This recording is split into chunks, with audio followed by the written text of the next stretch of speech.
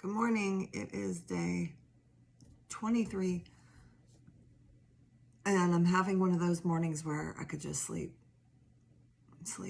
Pretty tired. It is Wednesday today, so there'll be church tonight. And the fast is going well. I feel good. Weight has kind of slowed from falling off to plateauing a little bit, which was what I was hoping for, which is great. Overall, feeling a little, my mind is starting to get a little cuckoo for Cocoa Puffs, if you will.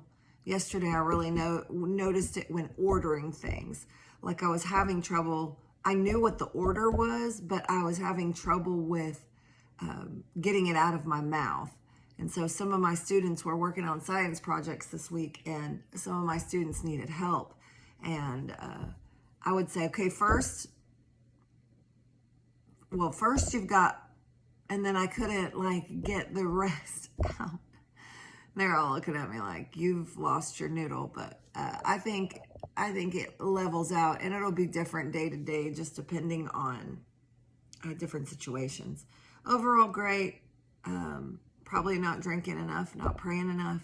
I don't know that you can pray enough when you're doing an extended fast like this. The hunger and the yearning for something is so strong that, I mean, if you followed that yearning all day long, you could probably literally just sit and study the word and be in prayer and really just shout the victory. I mean, honestly, that yearning is just a constant nag. So unfortunately, I have to, go about my day and, I have actual things to accomplish. I can't just sit in the presence of God all day. Now, if I could, I might.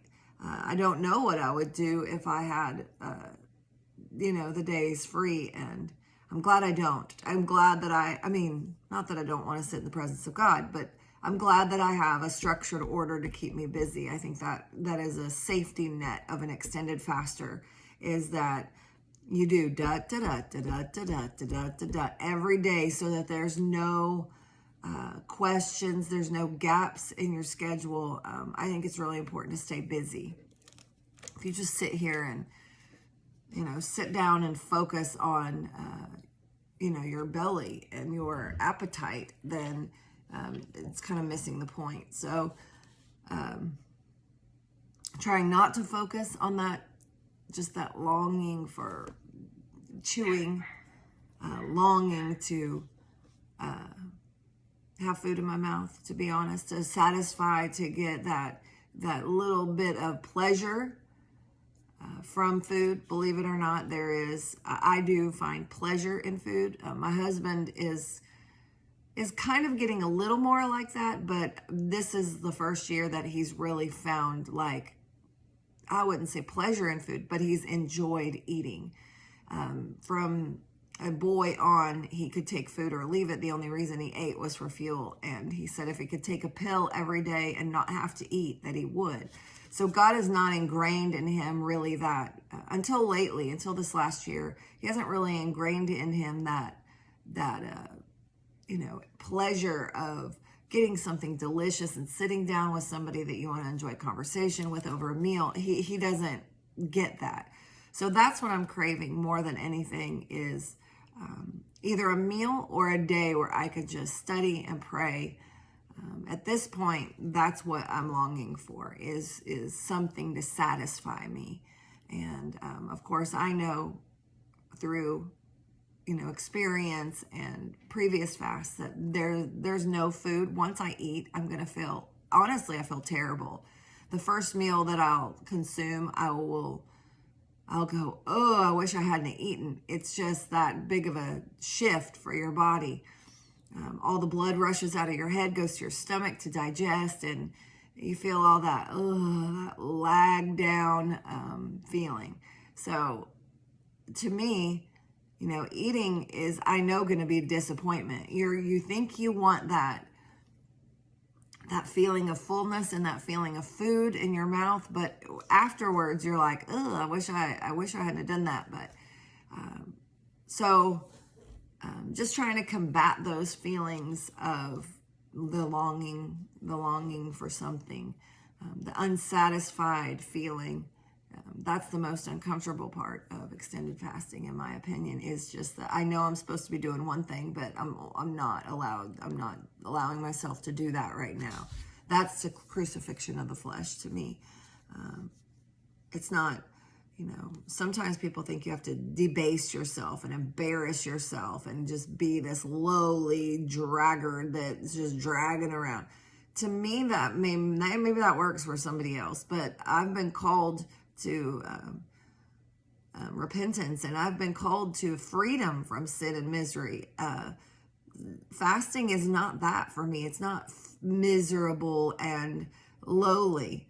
It's not a way to debase myself and beat myself down into submission. It's a way to beat my flesh down. I am fearfully and wonderfully made. Me, Mandy, the person inside this bag of skin and bones is God's favorite. He loves me.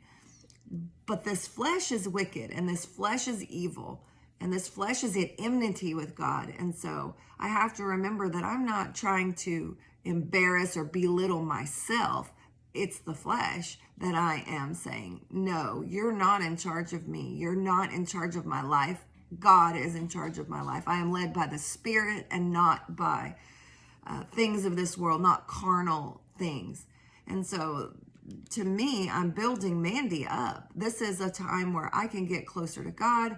I can experience that hunger and that desire for him like you don't feel when you're numb after you just ate 6 pieces of chicken from Popeyes. It's not, you're dull to that longing because it's satisfied by food and carnal things. And that's why it's so hard to push through in prayer.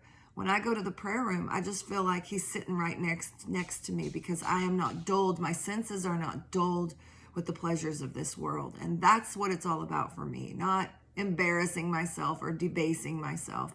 That's why Jesus said, wash your face, go to work, anoint your head with oil. This is a time to, that picks yourself up, that picks your person up and knows and has a confidence that God is carrying me through this. This isn't a time where I have to drag around and, debase myself. This is a time where I can get closer to him and be full of him. Literally, that's the only thing sustaining me and not making me go insane and run to my fridge and make me something to eat. He is my strength. He's my portion. He's my deliverer. He's all of those things. So that might be a sermon right there. However, fast is going great. It's just encouraging myself like David did. He encouraged himself in the Lord. You've got to encourage yourself. And I know that there's eyes upon me. There are people that know I'm fasting this time. And so I know that they're watching for complaints. They're watching for weak moments. They're watching for all of the things that could happen. That I could break off and start complaining, because I have been known to complain about some things, but I refuse to complain about this. This is a choice. This isn't if I'm not forced to do this. No one's asking me to do this. This is for my church. It is for the furthering of God's kingdom. And, I was sitting here this morning about ready to do my devotional. And I was like, well, I better do my video or I'm going to procrastinate it off. I won't do it. And this voice came in and said, are you going to worship me or are you going to worship yourself?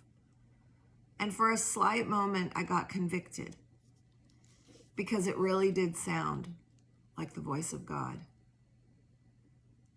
It really did. It really felt like that small whisper. But once I started to analyze it, I realized that I felt condemned by that statement. I felt that it was an imposter. It was an imposter that came in this morning and told me, are you going to worship me? It's, how my mom always said, it's not what you say, it's how you say it. And discernment comes when you can figure out that that was not the voice of God. That was something that was mocking. That was something that was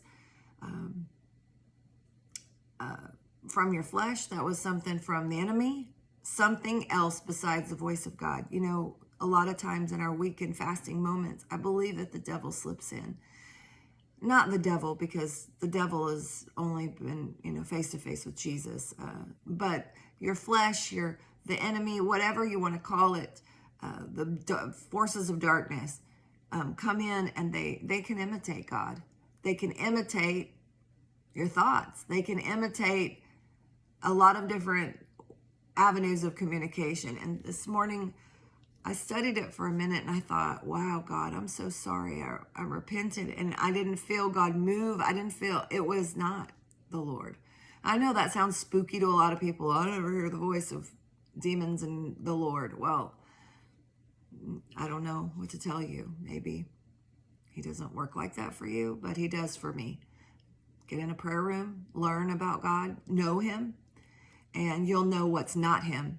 And this morning, God knows that I haven't released these videos. I haven't done anything to promote myself in this fast, and I'm not worshiping myself, but I am documenting. I want to remember all the facets of these. This might be my last 40-day fast, and I want to remember it.